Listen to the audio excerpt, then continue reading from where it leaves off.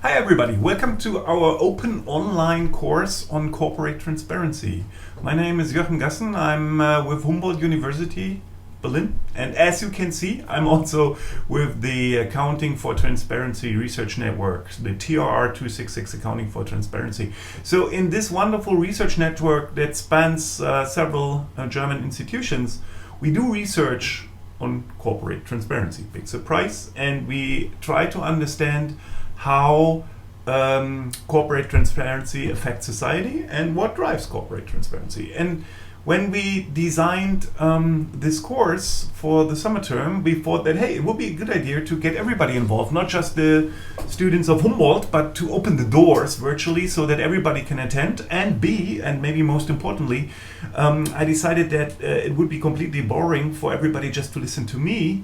And instead, I thought that, hey, it would be a good idea to take the opportunity to invite some guests that are much more knowledgeable than I am to talk about corporate transparency issues so that we can all learn from their insights. So, bam, here you go, this is the course. This first video is meant to help you to structure the course and to understand how it's organized. So this is why I start with some, boring organizational details. But then I will move on in the other videos of this unit to talk a little bit about content as well, so bear with me. Okay, so this course is structured in 7 units. Okay, each unit will last 2 weeks. So we have a 2-week structure, and every Monday of the start of the unit, like this Monday, April 12th, you will receive a new reading and a small set of videos. And this small set of videos is meant to familiarize you with some methods or concepts that we will use in the unit. And the reading obviously is meant to be read. So when picking the reading, I always also communicate with the guests that we're going to have in the respective unit. And we try to identify a reference that is digestible for master students or first year PhD students, and that helps you to get a grip on the topic of the unit. We try to keep the readings to, let's say, a reasonable length. So this is important because normally in a course like this, in a typical PhD setup, maybe you would do this in sort of a full reading course where you have a lot of reading assignments. And I know that most of you that are in structured programs already have all these reading assignments, and we don't want you to be burdened with even more readings that somebody picks for you. I'm a big fan of reading, you will see this, but I'm also a firm believer that you should decide what you want to read and not some, other person in a video. Okay, so this is why we will keep the readings. We try to keep the readings short, but we do hope that you actually read the reading so that you can prep for the discussion session. So the discussion session is, let's say, core and center of this whole thing. So each other Monday, we're going to have a discussion session with a guest that will talk about some of the topics that we want to raise in this course. And in the week prior to the discussion session, you have the chance to actually send in questions to the guest speaker. So the questions should be, of course, be geared towards the unit, but they can be a little bit out of the box. So, for example, next Monday we're going to have Christian Leutz talking about research on corporate transparency widely defined, and I trust most of you are familiar with him. He is a editor of the Journal of Accounting Research, a leading journal in this field, and he is also very knowledgeable about the research in this field, obviously. So I think it's a great opportunity for you to just ask Christian a question. So shoot me a line, what you want to know. And these can be questions related to where Christian sees the field is evolving, but also maybe what are the key reasons why papers get rejected from JAR? Well, I have some first-hand evidence on that one. But all kinds of questions that you actually can think of, send it to me. I will pick some. I cannot promise that I pick every question that I get because I hope that I will get many questions. But by any means, please send me a question in. Okay, so then for those of you that will take credits, we will have a little bit more information on this in a sec. There will be a Q&A session on the Wednesday following the discussion session. So not this Wednesday, but Wednesday, April 22nd, I think. So I hope that this is correct. For those students that actually want to take credits. The materials of this course, they will be available on GitHub mostly. So most likely, since you're seeing this video, you already found the GitHub page, and the GitHub page will provide you with the information that you need. The materials will also be available on the Moodle page. So the Moodle page is predominantly for the Humboldt students and for those students that actually want to take credits. But we try to keep everything that we can make publicly available. We try to keep this also on the GitHub repo so that everybody can access it also going forward in the future, so that we have a, let's say, living repository of this course. Yeah. So this is the general structure, and now to the speakers. So I think most of you that enrolled to the course, and we have quite a bit of enrollment, I'm excited about this. So most of you, if not everybody, most likely enrolled because of the guests. Because, frankly, every single guest is a leading scholar in the respective field, and I'm really excited that all of them agreed to tune in the virtual discussion session and to chat with me about where research in corporate transparency is heading. I really think this is a great opportunity. I'm looking forward to these discussions. I'm also a little bit nervous, about how this all will pan out, but let's see. As you see, we're going to start next week with Christian Lloyds from Chicago coming in to talk about the corporate transparency research landscape. So this is also why we picked a reading that is, also by a review paper by Christian and Peter Wysocki, which will help you to familiarize yourself a little bit with the literature going into this first discussion session. And then we're going to move on to disclosure theory for 2 units, because although I'm an empiricist and many of you will be working predominantly empirically, I personally am a firm believer that you have to get a grip on theory and theoretical mechanisms in order to become a better empiricist.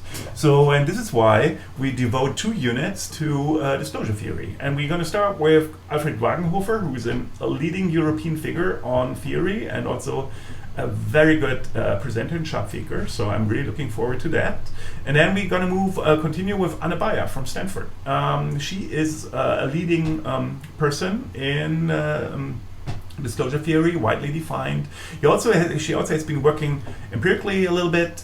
A fascinating work. I'm really looking forward to having her. And after these 2 units, we're gonna continue with a unit on capital markets. And for capital markets, I have to say, my dear friend and co-author David Wieman, who is an absolute hotshot associate editor of the Accounting Review. Extremely young.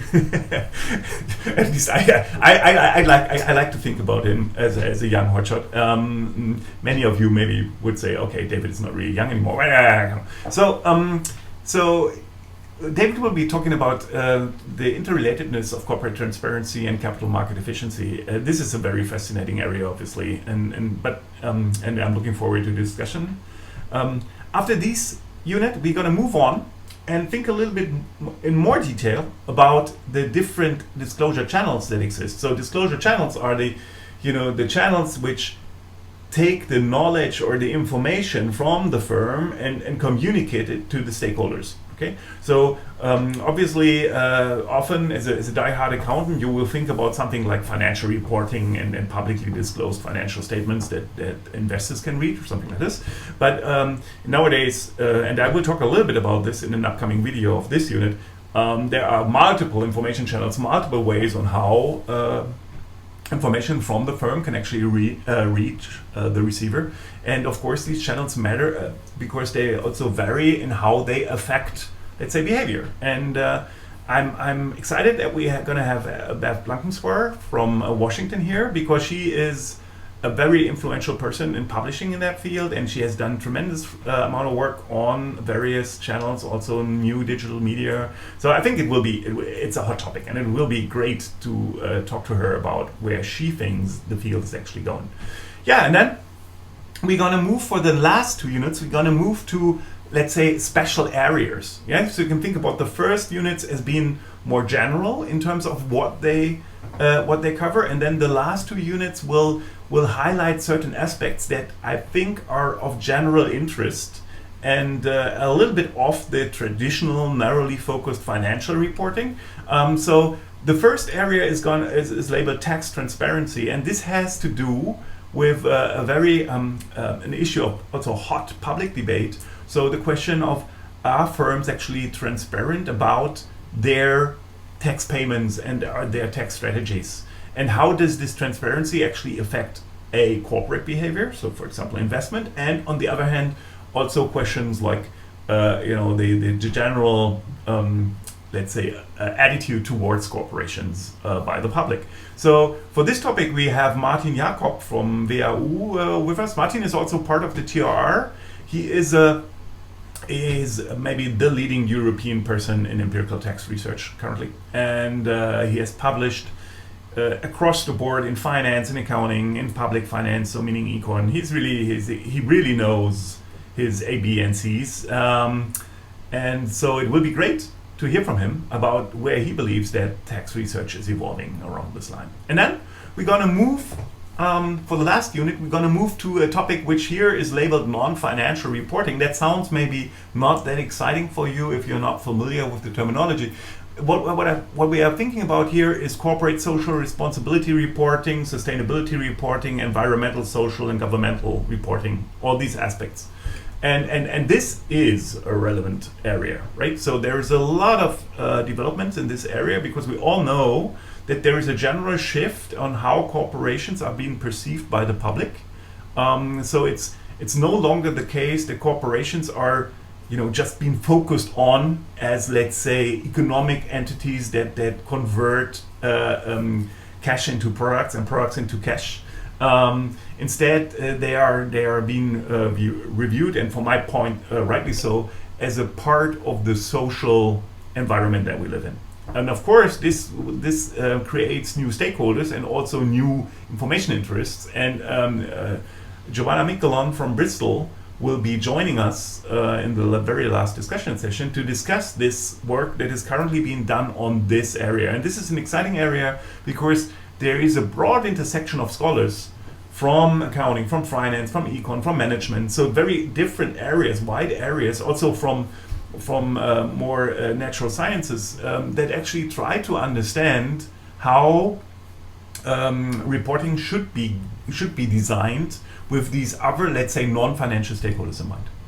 So taken together, I hope that these units will give you a very good grip on what is currently hot and cooking in corporate transparency research. And I believe that this is worth your time, because this is an area where I think a lot of work needs to be done in order for society to develop going forward. Because as we know, corporations are a central part of our economy, so we do need them, right?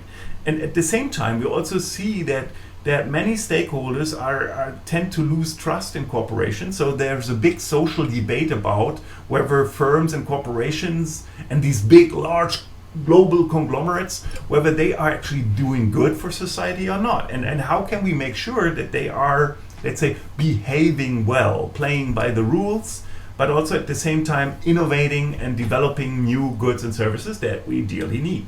So I think this is really an area that deserves smart people to work on. And for me, to some extent, this course is all about motivating master students, first year PhD students, and also the occasional, let's say, scholar that is a little bit further advanced to spend time on this topic and to work on this topic. And this is why we picked this. And I hope that you will travel with us through this course. Okay, so this is the sessions that you can look forward to.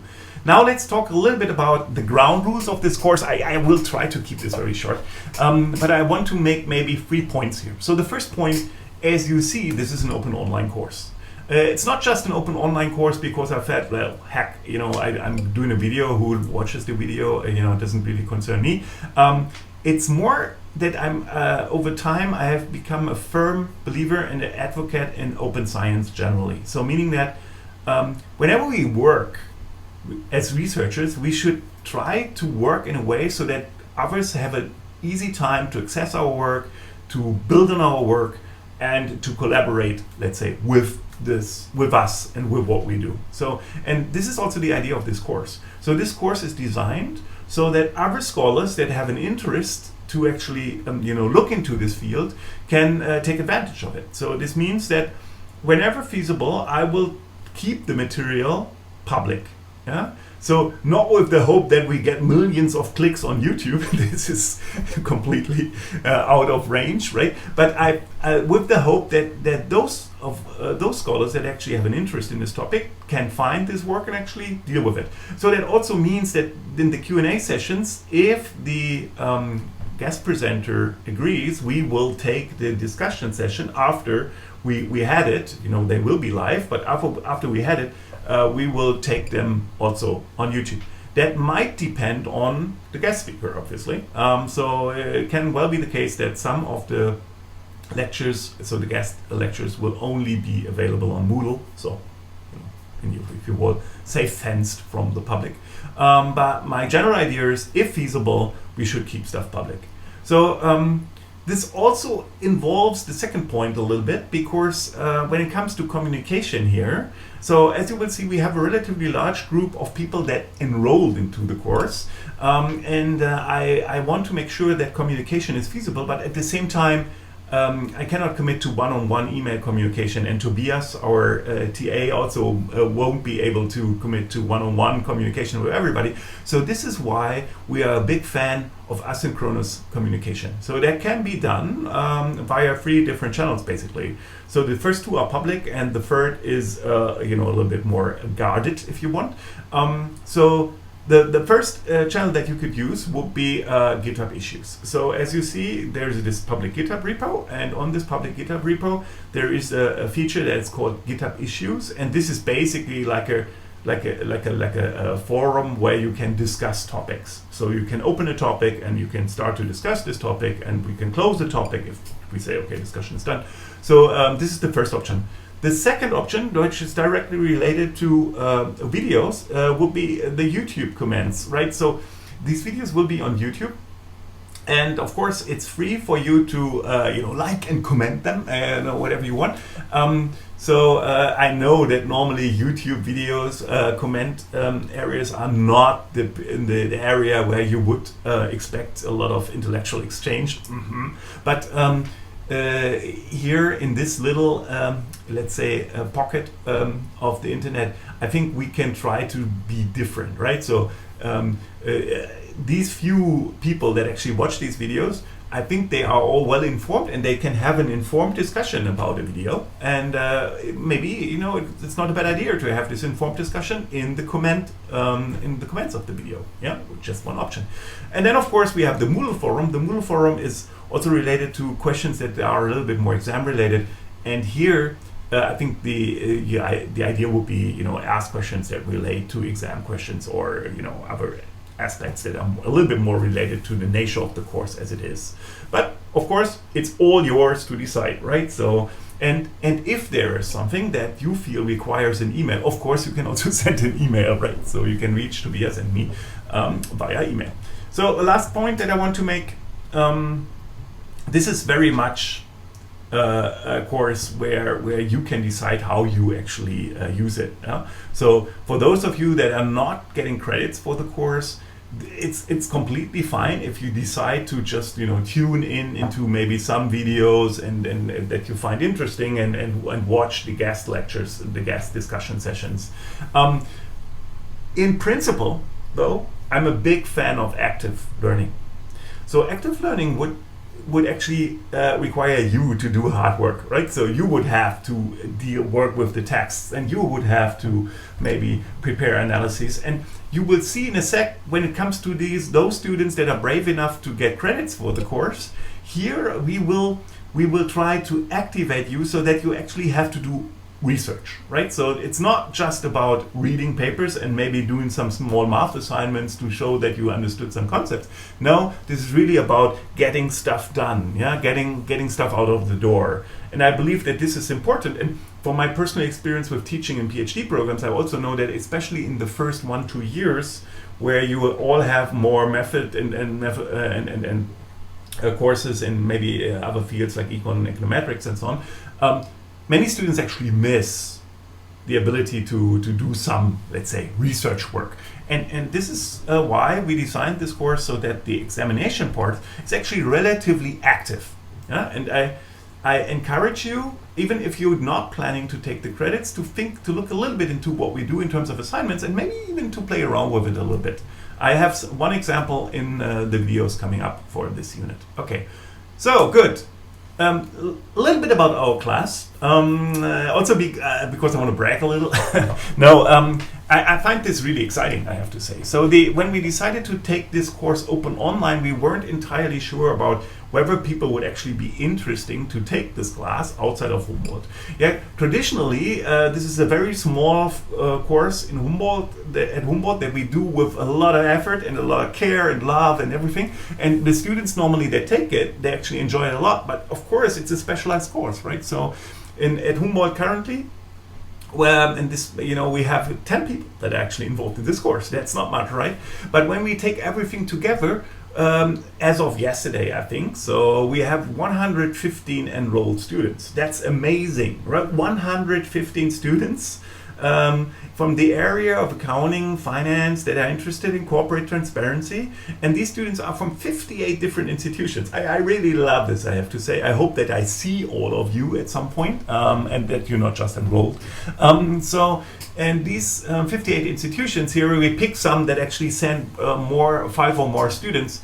And you see, some really high-ranked names here, really interesting places. I'm excited, yeah, so I love it. And we have 84 doctorate students, we have 13 free master students.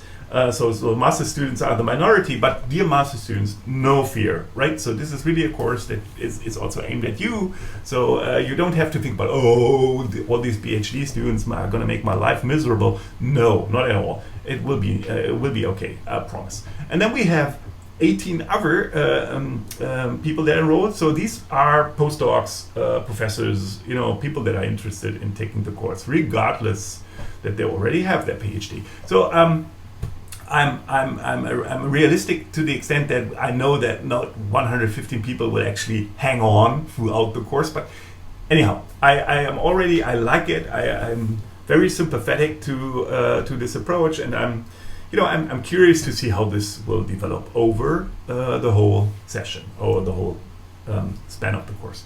Good. Credits. Last, let's say, issue of the organizational thing that we have to discuss here. So when you enrolled, you answered the question whether you are interested in obtaining credits for the course, and we are excited that many of you actually are interested in taking credits. We have currently 41 students that are interested, and frankly, when we started the course, when we designed the course, we said, well, man, maybe we can accommodate like 30 people taking credits. Now we have more. My feeling is that when we verify whether people actually really want to commit to taking credits, then maybe the 41 will decrease marginally, so that in the end we will reach something which is relatively close to 30. But this does not imply that I want to kick you out. So if you are really serious about getting credits, regardless from where you are, I think that we will be able to accommodate this request. So in order to verify that you really commit to taking credits, we will be in touch via email very shortly, most likely today or tomorrow, and we'll ask you to verify whether you actually confirm that you want to take credits.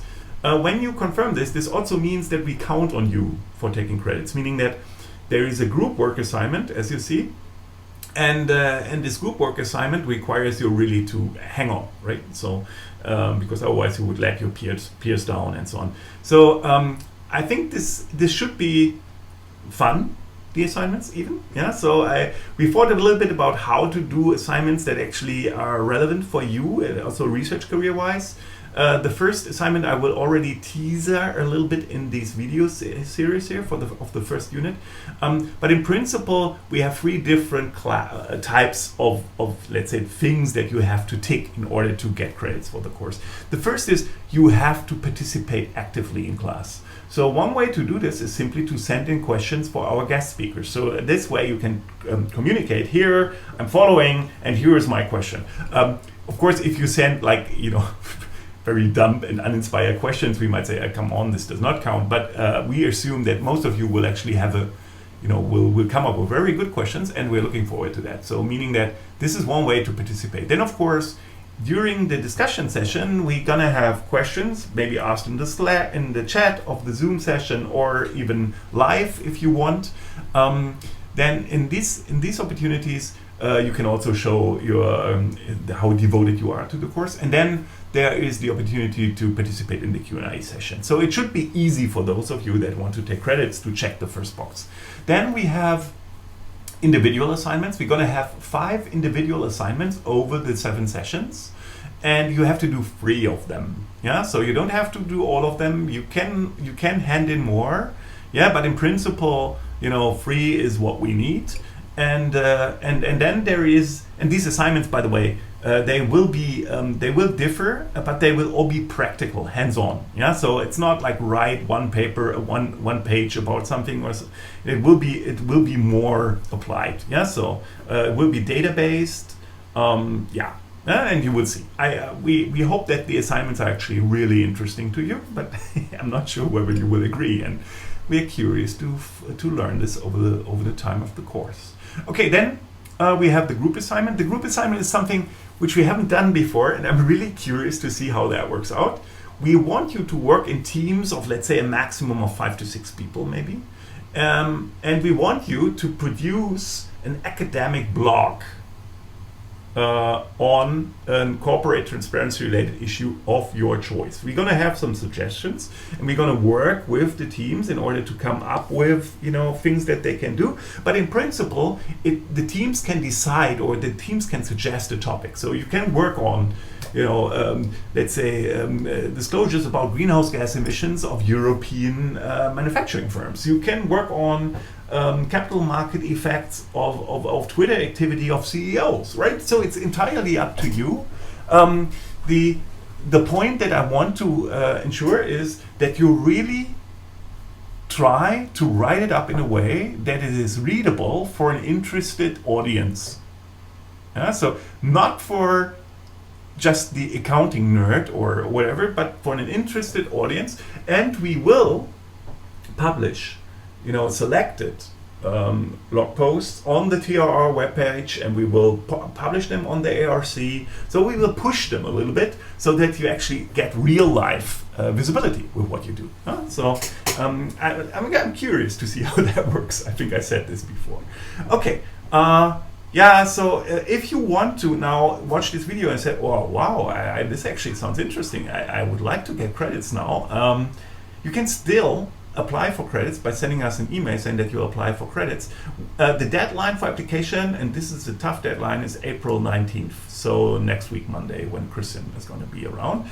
And then we're going to finalize the decision of who actually can take credits. But I think we might get done with this a little bit earlier, depending on, for those of you that already have applied and where we verify, depending on how this all pans out. So bear with us. By April the 19th, the latest, you will have an information whether or not you can take credits or not, if you're still waiting for feedback from us. Okay, good. Normally now I would ask, questions? Anybody? Questions? But obviously, here it's pointless. So you can reach us via the Moodle forum, maybe, if you have questions about this, or via GitHub issue, or via YouTube. Okay, you understood it, right? Okay, perfect. So this is what I wanted to do in terms of organizational issues. And I apologize because, like normal, this video is, I think, a little bit longer than I anticipated. But anyhow, so this is now what's coming up in this unit. Yeah, so after you understood the organization of the course, hopefully, it's time to get to work, right?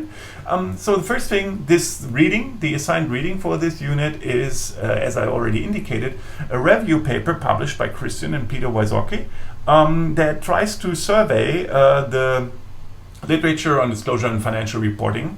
And I think it's a good read. It's also a very long read. And because it is a long read, Christian and I decided that you only have to read sections 1 or 2. 1 and 2, not or, and 2. So that's the introduction, obviously, and a conceptual chapter on measurement and other cross-cutting issues. And we think that this is doable. Yeah. So this shouldn't be too hard.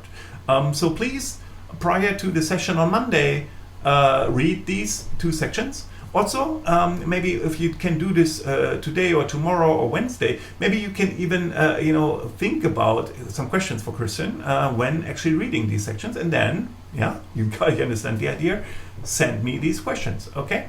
So that's the reading, and if you say reading, maybe I'm gonna do something where I can relax a little bit. Here are the videos that are coming up. So 3 videos besides this one that you can watch, and you should watch this week. So these videos are really, I think they are really approachable. And maybe for the PhD students, you might even say, come on, this is not, I don't really need this. Fine, right? So you don't have to. But I think for the master students at least, but also I think for one or the other PhD student, I think it would actually be interesting. So the first video will be dealing with a question that you see how to find and read research. That sounds like a little bit like, oh, I should know that, right? I'm a master student. Why I would know how to find and read research. Well, believe me, from supervising master students over the years and also PhD students, I've learned that sometimes we all struggle actually to find the right paper and to read, and then if we read it, we kind of lose track and we don't get the message. And so this is why we have this video. So then the second video is a video that I would encourage everybody to watch, also seasoned PhD students, if you are interested in open science, and you should be interested in open science. This video will center around, let's say, a hands-on example of a workflow that also has to do with the first assignment of this course. I don't want to preach you on open science. I just want to show one thing that hopefully you will see that, hey, this is actually cool and could help us also in our research. Okay, and then the last video will be an attempt to introduce those, especially those of you that are not that familiar with financial reporting and corporate reporting and public disclosure and financial accounting and all these topics, let's say in a nutshell, so that you can assess what corporate reporting actually entails. So these are the 3 videos. Together, I think they should help you to get started with this course. And so have fun watching the videos. If you have any remarks about all this, you can use the chat of YouTube. You could use the GitHub issues, or you can, of course, also use the Moodle fora. Okay, perfect. See you in a bit.